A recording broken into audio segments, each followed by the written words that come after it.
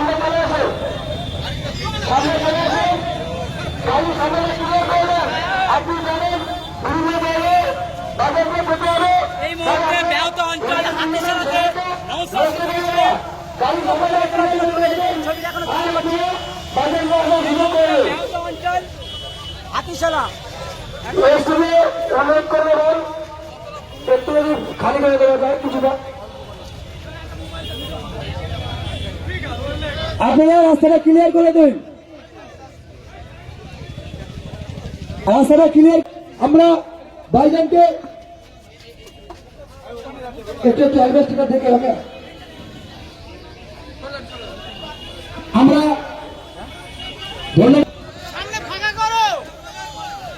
ধন্যবাদ বায়তা 2 নম্বর অঞ্চল কমিটি, যাদের উদ্যোগে আজকে এখানে পতাকা উত্তোলনের আয়োজন করা হয়েছে। বসুন না, বসার জায়গা আছে, বসুন, আমি যাচ্ছি, বসুন। যাদের উদ্যোগে পতাকা উত্তোলনের ব্যবস্থা করা হয়েছে, সাথে সাথে সংবিধান সম্পর্কে সচেতন হওয়ার জন্য একটা সাংবিধানিক মূল্যবোধ ও মৌলিক কর্তব্য শীর্ষক নামে একটা বইও উপহার দেওয়া হবে এখানে, এবং বাচ্চাদের হাতে বই, পেন, খাতা আর উপহার সামগ্রী তুলে দেওয়ার ব্যবস্থা করা হয়েছে। আমি প্রথমে এখানে যারা উপস্থিত হয়েছে এলাকার মানুষজন যারা আছেন তাদেরকে আমি সংগ্রামী অভিনন্দন জানাবো, 80তম স্বাধীনতা দিবসের শুভেচ্ছা জানাবো। আপনারা জানেন, আপনারা আমার পূর্বপুরুষেরা দীর্ঘদিন তথা 200 বছর ধরে ব্রিটিশদের বিরুদ্ধে লড়াই করে দেশকে স্বাধীন করেছে। লক্ষ্য উদ্দেশ্য ছিল কি? দেশের নাগরিক মাথা তুলে বাঁচবে, ব্রিটিশদের হাত থেকে মুক্তি পাবে। এই পরে বসার জায়গা আছে, বসুন, দাঁড়ান না, আপনারা বসুন, এদিক থেকে আপনি হাঁটা দেন ভাই, আমার আপনাদের এখান থেকে সরে যেতে হবে, অনেক জায়গা আছে ওখানে, অনেক জায়গা আছে। তাদের লক্ষ্য উদ্দেশ্যটা কি? ব্রিটিশদের শোষণের হাত থেকে দেশের নাগরিককে মুক্ত করার লক্ষ্য ছিল। তাই জাত, ধর্ম, বর্ণ নির্বিশেষে লাখো লাখো কোটি কোটি স্বাধীনতা সংগ্রামীরা জীবনকে উৎসর্গ করেছেন। আর বয়সের কোনো তারতম্য ছিল না। যেমন 18 বছর, 19 বছরের যুবকরা, 25 বছর, 30 বছরের যুবকরা জীবন উৎসর্গ করেছে। যেমন আপনি যদি দেখেন আশফাকুল্লাহ খান, শহীদ বিরসা মুন্ডা, শহীদ ক্ষুদিরাম বোস, পৃথ্বীলতা ওয়াদ্দেদার থেকে শুরু করে এদের 30 বছর পার হয়নি। আবার যদি দেখেন বার্ধক্যে যারা উপনীত হয়েছিল, আপনি মাতঙ্গিনী হাজরা দেশের জন্য জীবন দিয়েছে। তাই বিভিন্ন সমাজের, বিভিন্ন স্তরের, বিভিন্ন বয়সের স্বাধীনতা সংগ্রামীদের তারা আত্মত্যাগ, আত্মবলিদানের ফলে আমরা স্বাধীন দেশ পেয়েছি। কিন্তু এখন আমরা এসে আজকে 80 বছর উদযাপনে, আমরা 80তম উদযাপনে কি দেখছি?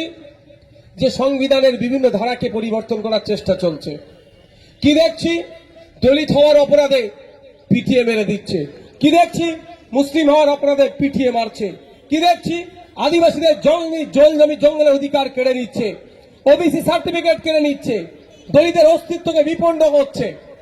আজকে আমাদের নতুন করে ভাবতে হবে, আমাদের পূর্বপুরুষ বীরদের লড়াইকে আবার এগিয়ে নিয়ে যেতে হবে। আমাদের এগিয়ে আসতে হবে কাঁধে কাঁধ মিলিয়ে, জাত, ধর্ম, বর্ণের ঊর্ধ্বে গিয়ে যে দেশকে রক্ষা করব, সংবিধানকে রক্ষা করব। সর্বোপরি আজকে ভোটাধিকারদের যে অবস্থা হচ্ছে, 27 লক্ষ ভোটাররা যে জায়গায় আছে, যে দুশ্চিন্তার মধ্যে আছে, সেই দুশ্চিন্তা মুক্ত করার জন্য আপনাকে আমাকে এগিয়ে আসতে হবে। আপনারা জানেন, আমি বারবার বলেছি নয়, স্বরাজ্যের মানুষ বলে ভাঙর পথ দেখায়। হ্যাঁ, সত্যি ভাঙর পথ দেখায়। যখন আমাদের দেশ নায়ক, স্বাধীনতা সংগ্রামের উজ্জ্বল নক্ষত্র, প্রথম সারির যে সমস্ত স্বাধীনতা সংগ্রামীরা আছে, যাদের নাম নেওয়ার সাথে সাথে নেতাজি সুভাষচন্দ্র বোসের নাম না নিলে স্বাধীনতা সংগ্রাম অসম্পূর্ণ থেকে যাবে, সেই সুভাষচন্দ্র বসু সম্পর্কে কিভাবে কুৎসিত মন্তব্য করছিল। প্রশাসন শীত ঘুমে ঘুমাচ্ছিল, রাজ্য সরকার শীত ঘুমে ঘুমাচ্ছিল। যখনই ভাঙড়ের ভোটে আপনারা আমাকে জিতিয়ে বিধানসভার মধ্যে পাঠিয়েছেন, যেই নিন্দা বস্তা মানলাম, তখন প্রশাসন, রাজ্য সরকার নড়ে চড়ে বসতে বাধ্য হলো। আমরা এই মঞ্চ থেকে আবেদন করব রাজ্য সরকারের কাছে, নেতাজি সুভাষচন্দ্র বোসকে নিয়ে যারা কুমন্তব্য করেছে, একটাও না ছাড় পায়। সে রাজ্যসভার এমপি হতে পারে, আর কোন একজন সাধারণ নাগরিক হতে পারে। এমন দৃষ্টান্তমূলক শাস্তির ব্যবস্থা করবে রাজ্য সরকার, আগামী দিনে আমাদের কোন স্বাধীনতা সংগ্রামী সম্পর্কে বাজে মন্তব্য করার আগে ভাববে, এটা আমরা আশা করব। তার দেখুন, যতই আমি দেখছিলাম আমাদের কলকাতা আলিপুরে একটা হাত ভেঙে দিয়েছে, মূর্তি নিয়ে হাত ভেঙে দিয়েছে বা তার সম্পর্কে বাজে কথা বলছে। আচ্ছা, নেতাজি সম্পর্কে কেউ কটু কথা বললে নেতাজির ভালোবাসা আমাদের দিল থেকে চলে যাবে কি? কমে যাবে? কিন্তু যারা এই বাজে মন্তব্য করছে তাদের মুখকে বন্ধ করতে হবে। এটা দায়িত্ব কার? সরকার পক্ষে। সরকারের কাছে আমি আশা করবো দৃষ্টান্তমূলক শাস্তির ব্যবস্থা করুন। আজকে এখানে দাঁড়িয়ে আমি বক্তব্য দীর্ঘায়িত করবো না, অলরেডি আমি লেটেই চলছি, মানে সব জায়গায় একটু একটু করে দেরি হতে হতে এই অবস্থা হয়ে যাচ্ছে। আমি আপনাদের একটা অনুরোধ করব, আমরা ফান্ডামেন্টাল রাইটস এর কথা বলি, মৌলিক অধিকারের কথা বারবার চিৎকার করি। আমার মৌলিক অধিকার এটা এটা এটা আমি পাবো, তাই না? আমি ক্ষুধার্ত, আমাকে খাদ্য দাও, আমার মাথার উপর ছাদ নাই, ছাদের ব্যবস্থা করো, স্কুলে যাব, পড়ার ব্যবস্থা করো, এই কথা বারবার বলি তো আমরা। কিন্তু দেশের প্রতিও তো আমাদেরকে দিতে হবে কিছু। দেশ আমাদের কাছ থেকে কি চাইছে? ফান্ডামেন্টাল ডিউটি চাইছে। সংবিধানের 51 ধারায় আমাদের ডিউটি, আমাদের কর্তব্যগুলো উল্লেখ করা আছে। তাই আজকে এই স্বাধীনতা দিবস প্রাক্কালে দাঁড়িয়ে আপনাদের বলবো, আচ্ছা, এখানে যারা আমরা দাঁড়িয়ে আছি বিভিন্ন পেশার সাথে যুক্ত, কিন্তু একটা জায়গায় আমরা সহমত, দেশ কিভাবে এগিয়ে যাবে, তাই তো ভাই? কে হিন্দু, কে মুসলমান, কে তৃণমূল, কে বিজেপি, কে সিপিএম, কে কংগ্রেস, কে আইএসএফ, আমরা হয়তো ভাগ আছি, কিন্তু একটা জায়গায় সবাই আমরা একমত হব, দেশকে কিভাবে এগিয়ে নিয়ে যেতে হবে। এখানে কি আমরা দ্বিমত পোষণ করব না। তাহলে একটা কাজ করলেই দেশ এগিয়ে যাবে। আমি আপনি যদি দায়িত্বশীল হই, আমি আপনি যদি কর্তব্য পরায়ণ হয়, আমি আপনি যদি দায়িত্বশীল নাগরিক হতে পারি, তাহলে দেশ একদিন পৃথিবীর শ্রেষ্ঠ আসনে উপনীত হবে, পৃথিবীকে পরিচালনা করবে আমার ভারতবর্ষ। আজকে আমাদেরকে এখান থেকে শপথ নিতে হবে। আমাদের দেশে যে জিনিসটা আছে পৃথিবীর আর কোনো দেশে নাই, সেটা কি? যুবক। আমাদের ভারতবর্ষে প্রায় 65 কোটি যুবক আছে। আর যুবকরা কি না পারে বলুন? যুবকদের কাছে ইম্পসিবল বলে কিছু আছে? সব পসিবল করে দেবে এই যুবকরা। সেই যুবকদেরকে সঠিক দিশা আজকে দেখাতে আমরা পাচ্ছি না, এটা হচ্ছে আমাদের ব্যর্থতা। কাউকে ধর্মের নামে, কাউকে জাতের নামে, কাউকে বর্ণের নামে, তো কাউকে রাজনৈতিক কালার লাগিয়ে ভাগ করে রাখা হয়েছে। আমি আপনাদের কাছে অনুরোধ করব, আজকের এই পবিত্র দিনে আপনাকে আমাকে শপথ নিতে হবে। ধর্ম থাকবে, জাত থাকবে, বর্ণ থাকবে, রাজনৈতিক মতপার্থক্য থাকবে, কিন্তু সবার উপরে দেশ, আমাদের দেশের স্বার্থে আমরা ঐক্যবদ্ধ হয়ে লড়াই করব। কাউকে ধর্ম ছাড়তে বলছি না, কাউকে রাজনীতি ছাড়তে বলছি না। যার যেটা ধর্মে ভালো লাগবে প্র্যাকটিস করবে, যার যে রাজনৈতিক দল ভালো লাগবে করবে, কিন্তু দেশের স্বার্থে আমাদের ঐক্যবদ্ধ হতে হবে, এক হতে হবে দেশকে এগিয়ে নিয়ে যাওয়ার জন্য। আজকে আমাদের প্রত্যেককে শপথ নিতে হবে। রাজি আছেন তো নাকি? আমি আপনাদের বলবো, সঠিক পথে থাকবেন, কেউ আটকাতে পারবে না। আজ থেকে 1 বছর আগে এখানে প্রোগ্রাম করতে দিচ্ছিল না যারা, তারা আজকে ইতিহাসের পাতায় তারা ঠাঁই হয়ে গেছে। আমি এখানে বলার এটা বক্তব্য এটাই, তারা ভুল পথে চলছিল বলে। আজকে আমি আছি, এরা আছে, যদি এরা ভুল পথে চলে, কালকেও এরা ইতিহাসের পাতায় ঠাঁই হয়ে যাবে, কেউ আর মুছবে না। যদি সঠিক পথে থাকি, তখন এখনো বুদ্ধবাবুর নাম হয়। সবাই বলে বুদ্ধবাবুর মতো ভদ্রলোক নাই, বলে না মুখ্যমন্ত্রী হিসাবে? বলে তো, তাহলে ভালো লোক বলেই নাম করে। তো আমি আপনাকে আচরণ যদি আমরা ভালো করতে পারি, যুগ যুগ ধরে নাম হবে। তাই অনুরোধ এটাই, মত পার্থক্য থাকবে। ওই দেখো বসে আছে, ওই দেখো উঠেছে, উঠে দাঁড়াও একবার। বুঝতে পারছো কে? ওকে বাঁচাতে গিয়ে আমার হাতে চোট খেয়েছিলাম, মনে আছে তো?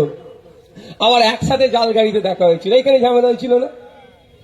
ও বেচারি তখন তৃণমূল করতো, এখন তৃণমূল করলেও আমার রাগ নেই, যার যেটা ইচ্ছা করবে। কি গো, মনে আছে তো? তা আমি এই রাজনীতিটা করি, যার যেটা ভালো লাগবে। একসাথে এক জাল গাড়িতে এসছি, কি বলো তুমি? গল্প করতে করতে এসেছি। বারুইপুর কোর্ট থেকে বারুইপুর জেলে নিয়ে যাচ্ছে, আমি যেই রেলগাড়িতে ছিলাম ওই দাদাও সেই রেলগাড়িতে ছিল। জিজ্ঞাসা করুন ওনাকে একবার আমি একটা জোরে কথা বলেছি নাকি, বরঞ্চ জিজ্ঞাসা করেছি শরীরে চোটফোট লাগে না তো, তুমি ধরা পড়লে কি করে, জিজ্ঞাসা করেছি, তুমি তো শাসকের লোক, তুমি ধরা পড়লে কি করে, এটাই বলেছি নাকি। আমি অনুরোধ এটার সাথে মজা করে যেন বলছি বসো, যে যার যেটা ভালো লাগবে করুন না, কে বারণ করেছে? সংবিধান যখন আপনাকে অধিকার দিয়েছে, যে দল মত ধর্ম পালন করার স্বাধীনতা দিয়েছে, রাজনীতি করার স্বাধীনতা দিয়েছে, করুন না। কেন মারামারি হানাহানিতে জড়াবেন? লাভটা কি হবে? নেতাদের লাভ হবে, আপনাদের কিচ্ছু হবে না। তাই আজকের এই পবিত্র দিনে আপনাদের বলবো, শপথ গ্রহণ করুন যে আমরা আমাদের আচরণে ভাঙরের না বদনাম হয়, আমাদের আচরণে দেশের না ক্ষতি হয়ে যায়। আমরা সবসময় পজিটিভ চিন্তা ভাবনা করবো, নেগেটিভ গুলোকে বর্জন করব, সবসময় পজিটিভ।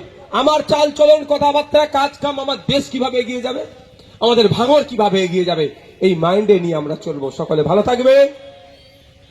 কি আছে এবার? আমরা ভাইজানকে দ্রুত সঙ্গে বরণ করে নেবো, কারণ ওনার মূল্যবান সময় আমরা বেশি দেরি করবো না। ব্যাচ দিয়ে বরণ করে নিচ্ছেন মজনু ভাই। তারপর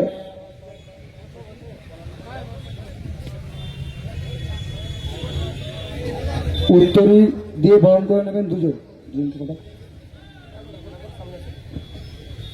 হাজি ইলিয়াস বাবু আর জালাল মোল্লা, দুজন মিলে উত্তর দিয়ে বরণ করে নেবেন। এবং ফুলের তোড়া দিয়ে বরণ করে নেবেন নজরুল ভাই আর হান্নান বাবু, দীর্ঘদিনের আমাদের জেলে একসঙ্গে সাথী।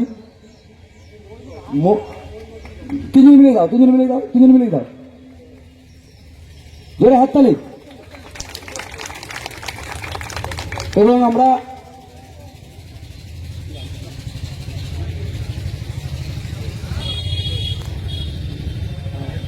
এটা মজনু ভাই আর রেজওয়ান সাপুই ভাইজানকে একটা টোপর পরিয়ে বরণ করে নেবেন, জোরে হাততালি।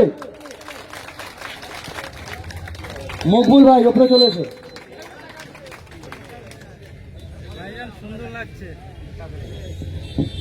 এখনই ভাইজানকে ছেড়ে দেবো। একটা দুটো কথা জাস্ট বলবো আমি। আমাদের ব্যবতা 2 নম্বর অঞ্চলের আমাদের কর্তৃপক্ষ অকিয়াবুল মিদ্দে ভাইজানকে সংবিধান ও ডায়েরি দিয়ে বরণ করে নিচ্ছে। মোস্তফা ভাই ডায়েরিটা দিয়ে ভাইজানকে বরণ করছে।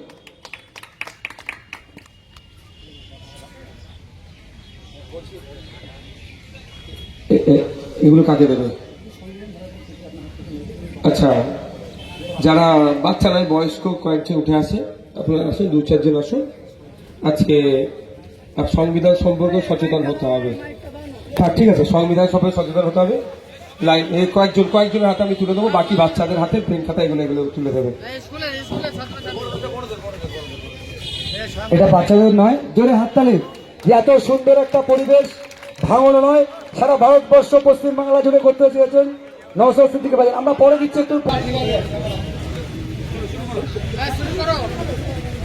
জনগণ মন অধিনায়ক জয় হে ভারত ভাগ্য বিধাতা। पंजाब सिंध गुजरात मराठा दाबिर उत्कल बंग बिंदु हिमाचल যমুনা गंगा उच्चल जलधित रंग तब शुभ नामे जागे तब शुभ आशीष मागे गाहे तब जय गाथा जनगण मन अधिनायक जय हे भारत भाग्य विधाता जय हे